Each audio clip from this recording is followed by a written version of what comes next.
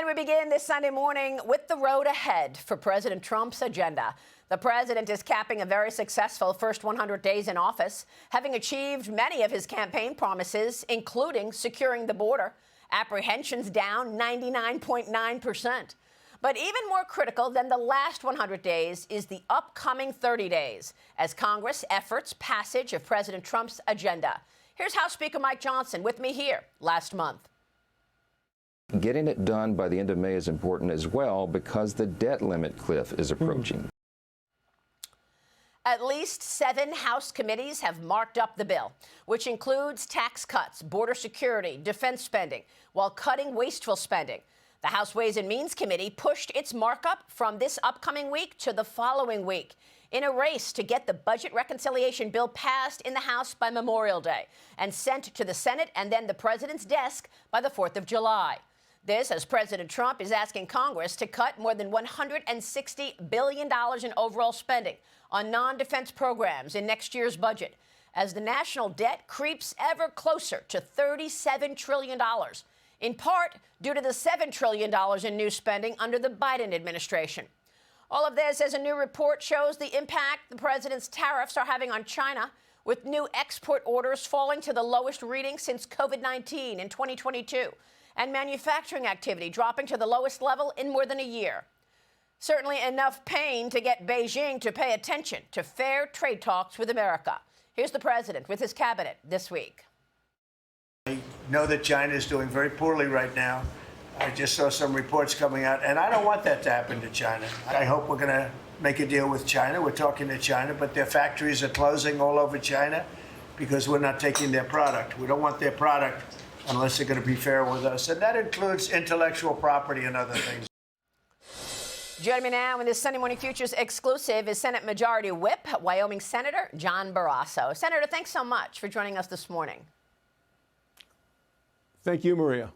I know you've been working hard on this reconciliation package. Do you feel you have the votes to get it over the finish line in the Senate?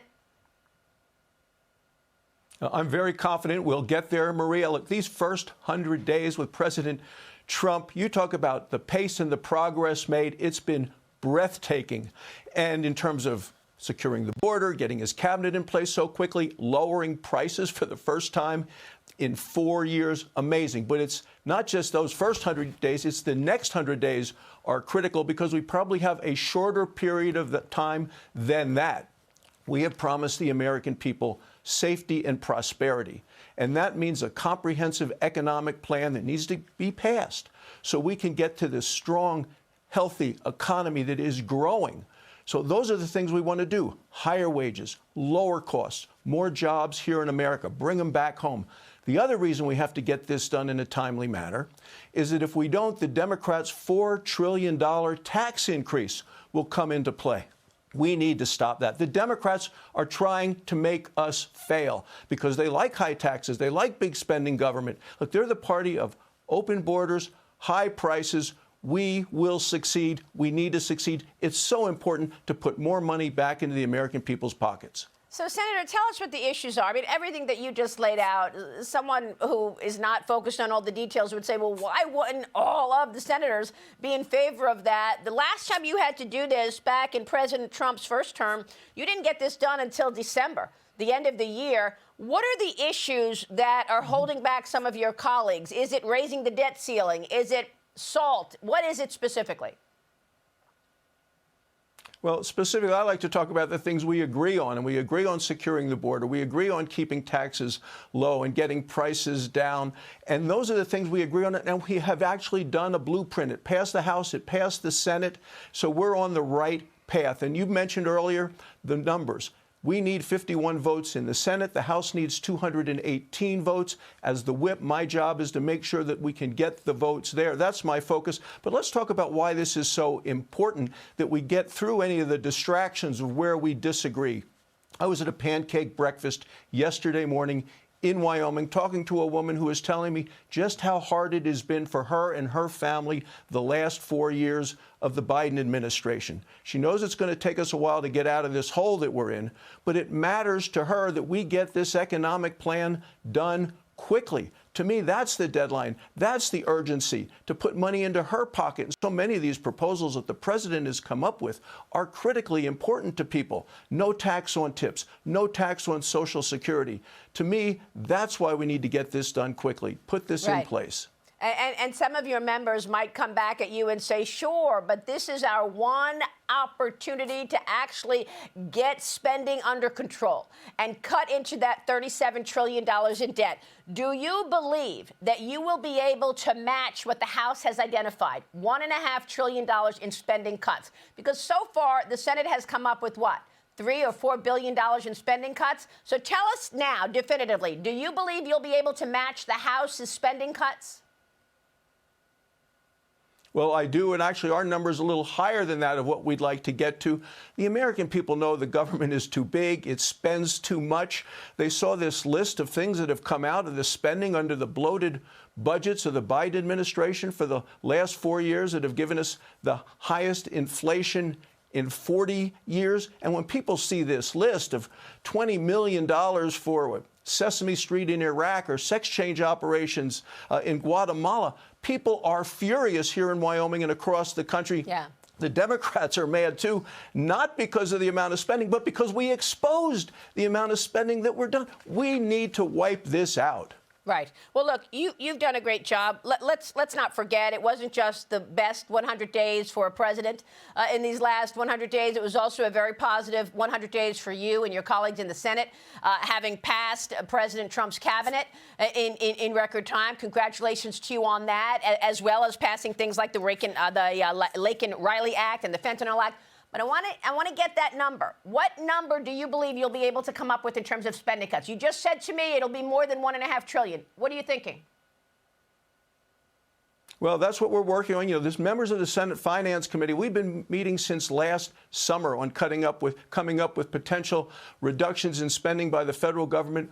Our aim is $2 trillion. I don't know that we're going to get there. We're going to match whatever the House is able to do. We need to get a bill past the House, past the Senate, to the president's desk, so we can make a difference in the lives of the American people and get this country back on track and get more money into their pockets. And, of course, we've got some very good signals. I mean, last week, we had very good jobs numbers, right? The jobs numbers for the month of April coming in up 177,000 in April versus an estimate of 130,000. People are seeing job opportunities. President Trump has kept his promise in terms of reining in inflation. With oil down and the price of eggs down, et cetera, et cetera. So can you improve that situation with this big, beautiful bill? Well, I think when you take a look at what we're looking at with this comprehensive economic plan that the Republicans have been promoting, we're not looking at just 1 year, 2 years. We're looking about a stable base for the American economy for decades to come, so people can be more prosperous, so we have a strong, healthy, growing economy, more money in people's pockets. That's what we're committed to do. Look, we did in 2017. You're right, it took till the end of the year, but it gave our country the best economy in my lifetime. We want to do that again. Senator, real quick on tariffs. This is sort of the one controversial thing when you talk to Wall Street, certainly at investors. We understand that China is quietly exempting certain imports from the United States, which seems to be a little bit of an olive branch.